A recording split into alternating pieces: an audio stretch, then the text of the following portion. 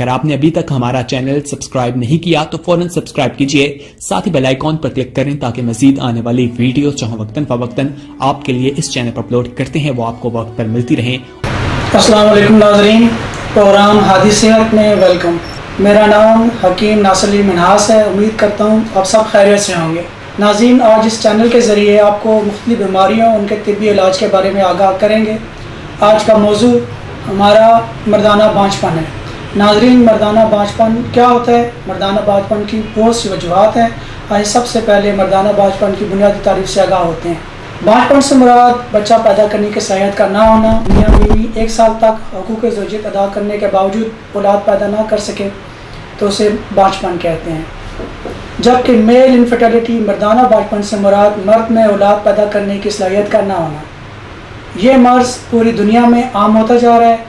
پوری دنیا میں ہر 6 میں سے 1 شادی شدہ جوڑے کو اولاد پیدا کرنے میں مشکلات درپیش ہوتی ہیں، اور ان میں سے 50 سے 60% وجوہات مرد حضرات میں پائی جاتی ہیں۔ میڈیکل ٹرم میں میل انفرٹیلٹی سے مراد کسی بھی مرد کا فرٹائل یعنی زرخیز لڑکی کو پریگننٹ کرنے میں ناکامی کا ہونا ہے۔ طبی اصطلاح میں میل انفرٹیلٹی سے مراد سیمن میں سپرم کی کوالٹی اور تعداد میں خرابی ہے۔ مردانہ بانجھپن کی 3 اقسام ہیں ناظرین: ایزوسپرمیا، اولیگوسپرمیا، نیکروسپرمیا۔ ایزوسپرمیا ناظرین، ایزوسپرمیا اس بیماری کو کہتے ہیں جس میں منی میں سپرم کی غیر موجودگی پائی جائے۔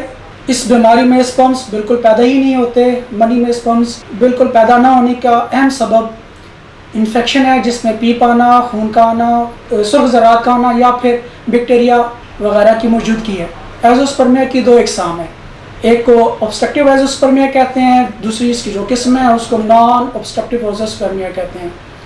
obstructive ایزوسپرمیا اس کو کہتے ہیں جس میں خصیے سائز میں نارمل ہوں لیکن ہارمون لیول بھی نارمل ہو، تو خصیوں اور عضو خاص کے درمیان نالیاں بند ہونے کو obstructive ایزوسپرمیا کہتے ہیں۔ نان obstructive ایزوسپرمیا اس بیماری میں منی میں سپرم کا پیدا نہ ہونا خصیوں کی وجہ سے ہوتا ہے، جس کی وجہ سے خصیوں میں نقص ہونا، اس کے علاوہ خصیوں میں پیدائشی نقص ہونا، ہارمون لیول نارمل نہ ہونا، خصیوں کا انفیکشن، تیز بخار بھی اس کی وجہ بنتا ہے۔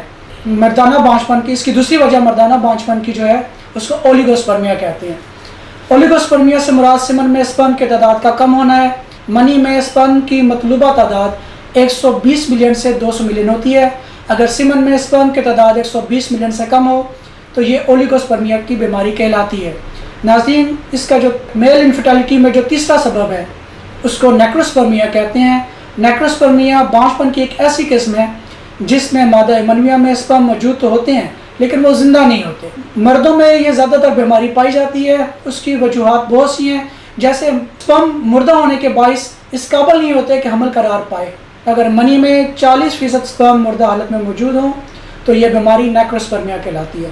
آئے ناظرین، بانجھپن کی مختلف وجوہات کے بارے میں بات کرتے ہیں۔ بانجھپن کی بہت سی وجوہات ہیں جس میں منشیات کا استعمال، الکوہل، سگریٹ نوشی، شراب نوشی، بہت زیادہ اسٹیرائڈز کا استعمال، موٹاپا، ایسی ادویات کا استعمال جس میں کیمیکل زیادہ ہوتے ہیں آپ کے سپرمز کو متاثر کرتے ہیں۔ یہ آپ کے سپرمز کی حرکات کو کم کرتے ہیں، جس میں خون کی روانی کا کم ہونا، شوگر، جسمانی معذوری، مسلسل درجات میں کام کرنا، آرام کی کمی، ذہنی دباؤ شامل ہے۔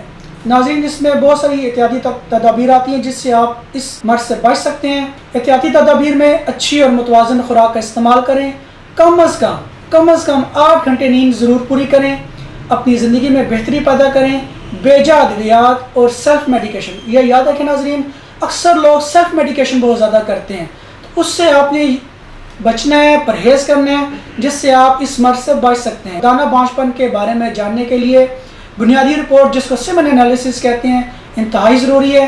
اس ٹیسٹ کے لیے آپ کا اپنی زوجہ سے کم 3 سے 5 دن کا گیپ لازمی ہے۔ طبی طریقہ علاج میں مردانہ بانجھپن کا مکمل علاج موجود ہے جو بہت سہل اور مؤثر ہے۔ اپنی زندگیوں میں آسانیاں پیدا کریں اور آسانیاں تقسیم کریں۔ یہاں میں ناظرین کو کہنا چاہوں گا کہ طب میں بانجھپن کا علاج ہربل علاج ہی سب سے زیادہ پر اثر طریقہ علاج ہے جو کہ بانجھپن کا مکمل خاتمہ کر دیتا ہے۔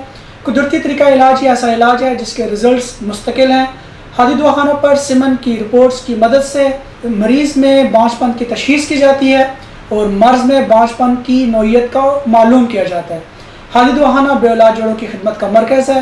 آج ہی اپنی رپورٹس کے ہمراہ ہادی دواخانہ تشریف لائیں اور باج پن کے مرض سے نجات حاصل کریں۔